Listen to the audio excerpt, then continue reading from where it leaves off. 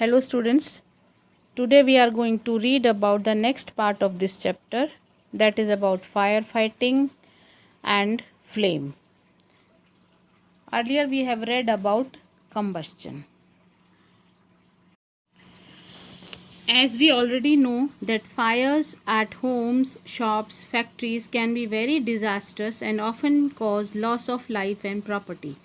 So the fire should be brought under control and extinguished as soon as possible. When we talk about firefighting, it means to control and extinguish the unwanted fire. Firefighting operations work mainly on two principles. First one is the bringing down the temperature of the burning substance below their ignition temperature.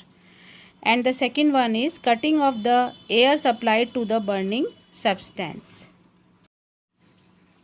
Different types of fire extinguishers are used for different types of fires.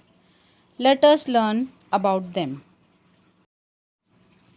In this slide you can see a house under fire. Here you can also see that the firefighters are there.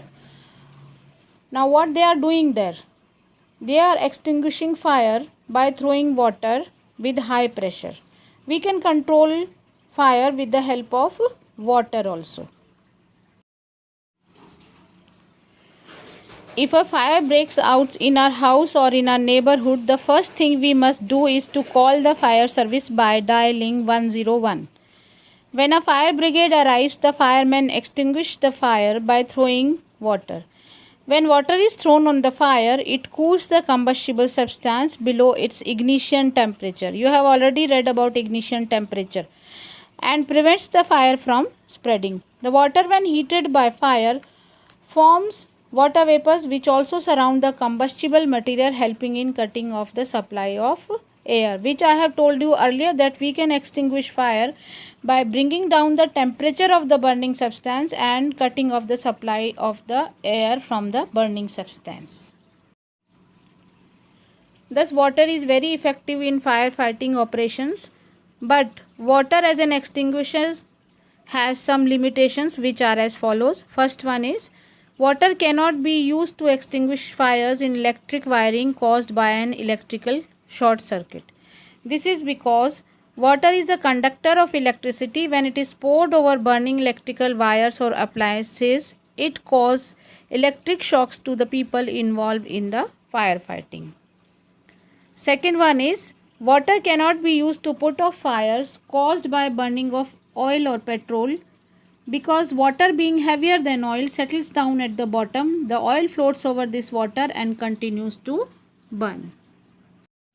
As we know that water is having some limitations, so we have to use some other things to extinguish fire. So first of all, we are going to read about fire extinguishers which are of different types, but here we are going to read about foam type fire extinguisher.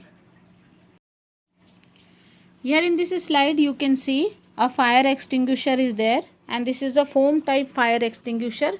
You must have seen these types of fire extinguishers which are installed in your school and in some other buildings also. Commercial buildings also, they are also having these types of fire extinguishers.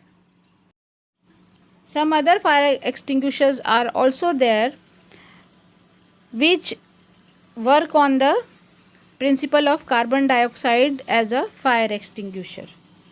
But here we are going to read about foam type fire extinguisher. Here in this slide you can see foam type fire extinguisher. Now how we are going to use it? When we strike the knob of the extinguisher against a hard surface, the glass bottle breaks and carbon dioxide is formed. Saponin is also added to the sodium bicarbonate solution to produce foam of carbon dioxide. The foam of carbon dioxide comes out through the nozzle which is directed towards the fire. This fire extinguisher can be safely used to extinguish fire caused by electrical appliances and inflammable substances like petrol and kerosene. Beside these fire extinguishers, we can also use sand to extinguish fire because it cuts off the supply of oxygen to the burning material. Now in this slide you can see the diagram of flame is there. Now what is a flame? A flame is a region where combustion of a fuel takes place to produce heat and light.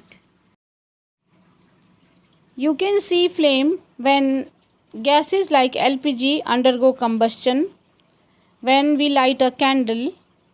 So we can say that liquid fuels like kerosene oil and mustard oil, which vaporize on heating, burn with a flame.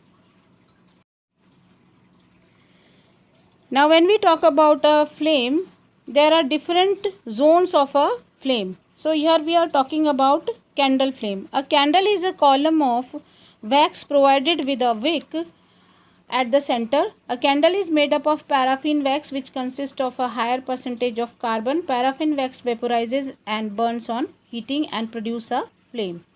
When we talk about this candle flame, it consists of three main zones. First one is the innermost zone, second one is the middle zone, and the third one is the outermost zone. First of all, we will talk about the innermost zone. This zone lacks oxygen and hence in this zone least or no combustion takes place. So it appears black. It contains unburned wax vapors.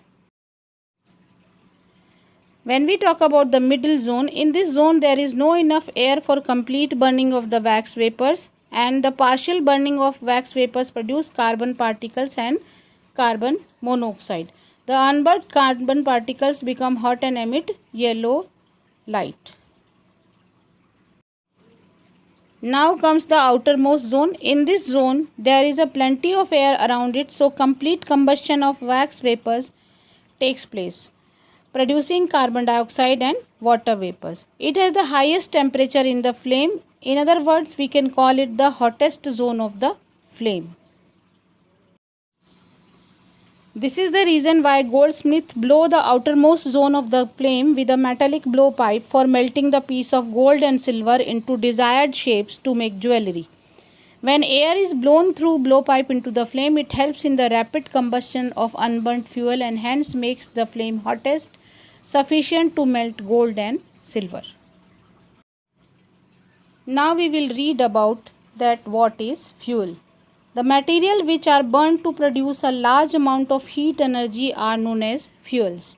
Wood, coal, LPG, kerosene, diesel and petrol are all examples of fuel. Fuel play an important role in our everyday life because they are used in homes, vehicles and industries. Now classification of fuel. Fuels are divided into three parts. First one is the solid fuel, second is the liquid fuel and the third one is the gaseous fuel. When we talk about solid fuel, so it exists in solid state at room temperature, example coal, coke, charcoal, wood, paraffin, wax, etc. When we talk about liquid fuel, so examples are kerosene and petrol, and the third one is the gaseous fuel, it is LPG and CNG. Now here in this slide you can see the calorific value of fuel. Now you will say that what is the calorific value? The amount of heat energy produced on complete combustion of 1 kg of fuel is called its calorific value. Let us understand it with the help of an example. Suppose we are taking 1 kg of CNG. Now the total amount of heat energy which is produced by burning 1 kg of CNG, that is the fuel which we have taken, so it will be the calorific value of CNG. Now the calorific value of a fuel is expressed in a unit called kilojoule per kilogram. It determines whether a given fuel is a good fuel or not. Here in this chart you can see the calorific value of different fuels, for example cow dung cake, wood, coal, how much energy they are producing when we are burning 1 kg of fuel. There is probably no fuel that could be considered as an ideal fuel. We should look for a fuel which fulfills most of the requirements for a particular use. For example, it should be cheap, easily available, easy to handle, safe to transport. It should burn smoothly. It should have high calorific value. It should not leave any residue.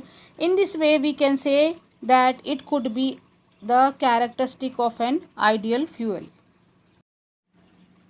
When we burn fuels, so it produces air pollutants like carbon monoxide, carbon dioxide, oxides of sulfur and nitrogen, and unburnt carbon particles which cause air pollution. Now, fuels mostly contain carbon and hydrogen as they are made up of mainly hydrocarbons. Products formation of combustion depends upon the supply of the oxygen. Carbon dioxide is not a poisonous gas, but it traps heat, or you can say that it traps the sun rays in the Earth's atmosphere. Due to that, the greenhouse effect is there and the average temperature of the Earth increases, and as a result global warming is there. In this slide you can see the greenhouse effect which happens on the Earth. Sun rays are coming, giving us solar energy, and this energy is trapped due to greenhouse effect or greenhouse gases, which results in global warming. Now, what are the effects of global warming? Global warming adversely affects the monsoon rain, causes change in the seasonal patterns, and causes excessive melting of polar ice. So, when we talk about the pollution which is caused due to the burning of fuels, we can see that so many different types of gases, for example sulfur dioxide, nitrogen dioxide, these types of gases are evolved. Now, what happens due to these gases? Due to these gases, acid rain is formed. Now, how acid rain is formed? When these oxides of sulfur and nitrogen dissolve in rainwater and form acid, such rain comes down in the form of acid rain. Acid rain corrodes building and it makes the soil acidic, and it is also harmful for us also. Okay student, this is all in this chapter, and we will finish it up by doing the question answers next.